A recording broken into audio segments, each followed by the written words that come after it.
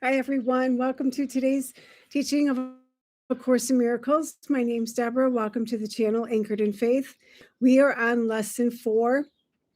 These thoughts do not mean anything. They are like the things I see in this room, on this street, from this window, in this place. Unlike the preceding ones, these exercises do not begin with the idea for the day.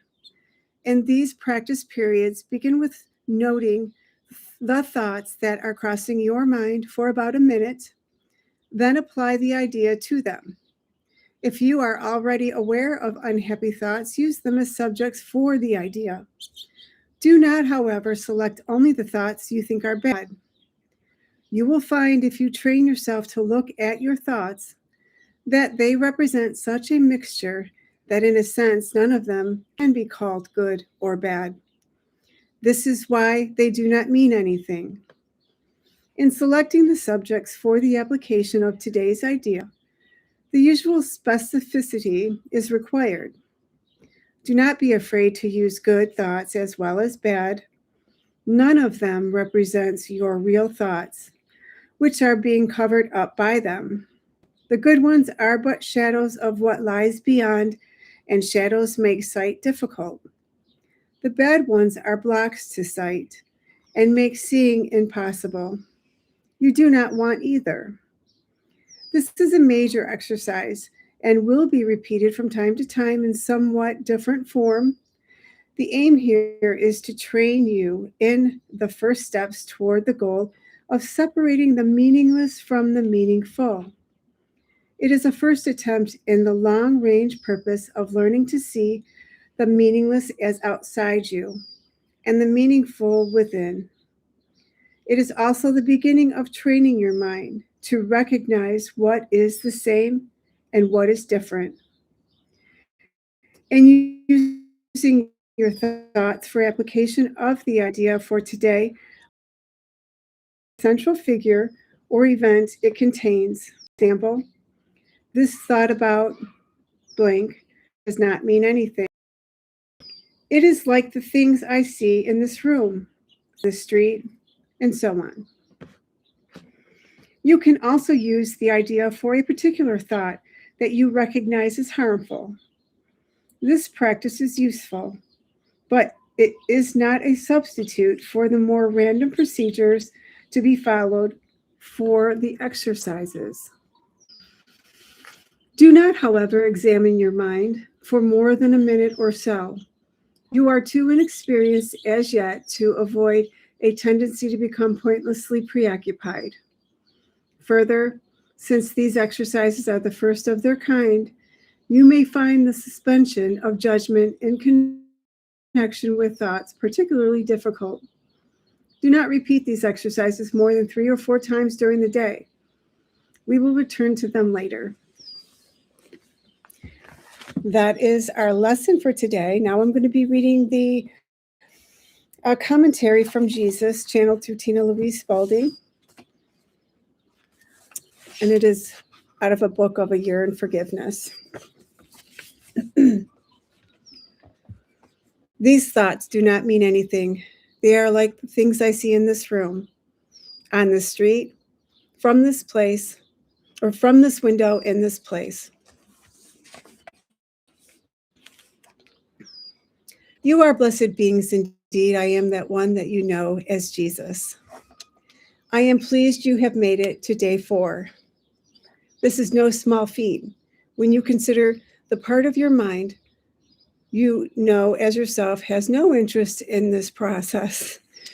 You encounter an aspect of your mind that argues with what you, in your attempt at consciousness evolution, try to do. You hear a voice in your mind or have feelings of resentment or resistance to doing these lessons. It is very important at this early stage, when you are a novice at this mind training business, that you understand the larger part of your consciousness has no interest in spiritual evolution or consciousness expansion. In fact, it absolutely resists it. Why is this so? Well, you have chosen to come into separation. You have chosen to come into this place that so profoundly lacks love. Your body and your individual appearance demonstrate a physical demonstration, your conscious belief in individuality and separation. In that individuality and separation, you have been further trained by your society to feed that part of you.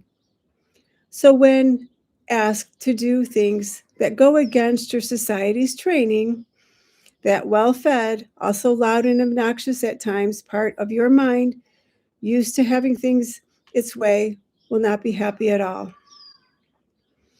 It is just as people newly going to the gymnasium to improve their fitness 3 or 4 days and the muscles complain. The minds of the beings try to improve their fitness, realize that this is going to be a little more difficult than they thought. This is when it is really important to recall the decision you have made to do this year-long study, because you made this decision based on evidence that the way your mind works and the way you do things is not bringing you what you want. That has not changed on day 4, has it, dear ones? You have not suddenly started to live the life that you want. You still have the same evidence speaking to you that you had on the beginning of this journey. Do not back out now. Saying, oh, I can't do this. This is too much. Go back to this decision you made. There must be a better way than what I'm doing.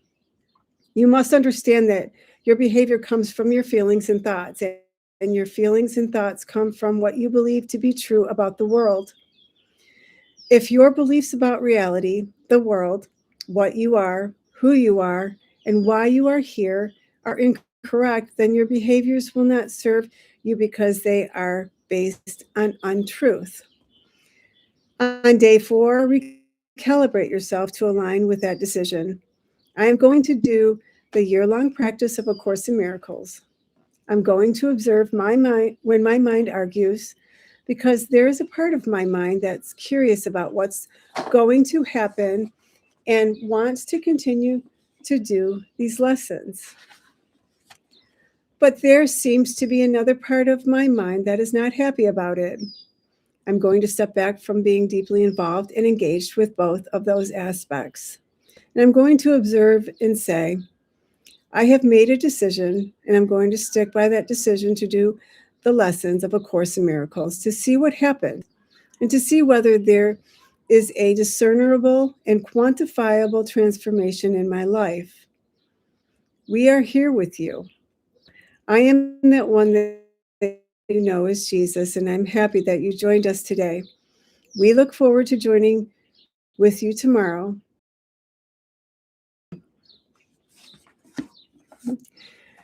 So that is our lesson for today with Jesus' commentary. I hope you enjoyed today's lesson. Stick with it. I know you can do it. You've got this. So we will be back here tomorrow for lesson 5. Have a beautiful day.